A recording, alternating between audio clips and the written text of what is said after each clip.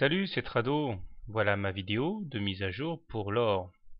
Quelle belle séance baissière que celle d'aujourd'hui et nous clôturons sur un magnifique Marubozu en terminologie de chandelier japonais. J'ai fait un article là-dessus sur le blog didactique, mais bon, comme on peut le voir en zoomant un petit peu, une magnifique bougie rouge avec une quasi-absence de mèche haute et basse, ce qui montre une prise en main sans concession des baissiers qui ont tout cassé. Cassé le canal bleu, cassé le canal de moyen terme marron, cassé le super trend, cassé la Bollinger inférieure et le dernier objectif baissier qui était le support à 1197 est en train d'être testé. Autant dire que les institutions officielles n'ont pas fait de détails par rapport au roi des métaux qui se retrouve tout nu d'un coup.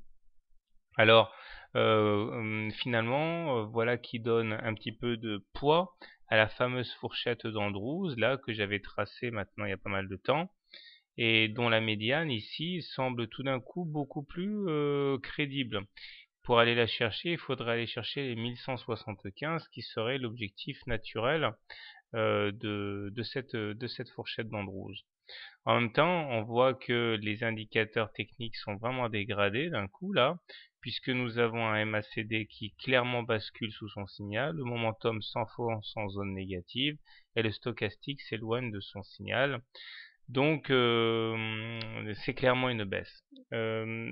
Alors attention, parce que du fait maintenant que l'on soit sous une moyenne mobile à 20 séances devenues baissières, cela signifie que la tendance est devenue clairement baissière sur cette unité de temps. Cela va changer beaucoup de choses.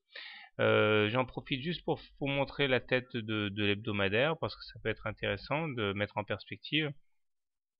On voit donc que le canal de moyen terme a été cassé et que la moyenne mobile à 20 semaines atteint les cours sur les 1173. Ça peut être intéressant puisqu'ici nous avons un noyau de repères, hein, à savoir l'oblique orange, la moyenne mobile à 20 semaines, la résistance à 1166, bref, les 1167, par là cette zone semble assez crédible. Ce qui nous renverrait donc sur la médiane de la fourchette d'Andrews. Bon, alors, comment trader l'or demain? Autant vous dire que je ne crois pas vraiment à autre chose qu'une attaque orchestrée, et je suis sûr que très bientôt les gros vont rentrer en profitant de l'aubaine. Les gros, comprendre notamment les Chinois, les fonds et toutes les banques centrales en mal d'or vont pas tarder à rentrer, donc je ne pense pas que ce soit quelque chose qui soit à moyen terme dangereux. Mais bon, le graphe, rien que le graphe, comme on dit en analyse technique. Alors, comment trader demain? Si vous êtes haussier, eh bien, vous avez une possibilité agressive, hein, c'est rentrer sur les niveaux actuels, 1198 par là. Visez en intraday la Bollinger inférieure, là, qui devrait être testée à un moment ou à un autre demain. Si vous avez vraiment de la chance, vous pouvez espérer également le throwback, hein, c'est le contraire du pullback, le throwback sur le canal marron. Si vous êtes un peu plus, comment dirais-je, prudent, vous attendrez un contact éventuel avec la médiane de la fourchette d'Andrews pour entrer. Stop loss devant être mis en cas de perte maximale autorisée atteinte, ou alors en cas de clôture sous le support à 1197. Si maintenant vous êtes plutôt baissier sur l'or, eh bien je pense que le mieux à faire est d'attendre une réintégration des Bollinger, donc qu'on aille au-dessus de la Bollinger inférieure qui a été enfoncée aujourd'hui, shorter sur ces niveaux pour parier sur une deuxième clôture en dehors des Bollinger, ce qui est assez classique. Alors effectivement, je vous rappelle qu'en termes techniques, ce que nous avons aujourd'hui est un T1, c'est-à-dire une clôture à l'extérieur des Bollinger, ce qui montre une augmentation de la volatilité. Elle se fait dans de bonnes conditions puisque la Bollinger supérieure et la Bollinger inférieure divergent. Donc il y a de bonnes chances pour que demain on ait encore une nouvelle clôture sous la Bollinger.